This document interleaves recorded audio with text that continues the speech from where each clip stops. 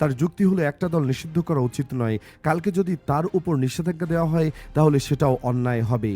ওই বক্তব্যের পর আর কোনো সন্দেহ থাকে না যে বিএনপি আসলে ভারপ্রাপ্ত আওয়ামী লীগ হিসেবে কাজ করছে কিনা। পিনাকির বক্তব্য যেন বীজ গণিতের মতো ডান পক্ষ বামপক্ষ মিলে গেছে, এটা এখন প্রমাণিত সত্য। দলিল তো চারপাশেই ছড়িয়ে আছে। বিএনপি কোনোদিন হুজুরের মৌলবাদী বলে গালি দেয়নি, দক্ষিণপন্থী বলে কটাক্ষ করেনি, কিন্তু এখন তারেক রহমান নিজে লন্ডনে বসে মৌলবাদীদের উত্থান ঠেকানোর কথা বলছেন।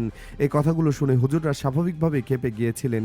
এটাই তাহলে ভারপ্রাপ্ত আওয়ামী লীগের আসল চেহারা নয় কি? আবার আলেম ওলামা এবং প্রতিপক্ষকে রাজাকার বলে গালি দেওয়ার ঘটনাও ঘটছে। বিএনপি কোনোদিন এমন করেনি, কিন্তু এখন তারা আলেম ওলামা এবং প্রতিপক্ষদের রাজাকার বলে গালি দিচ্ছে। এটা কেন হচ্ছে?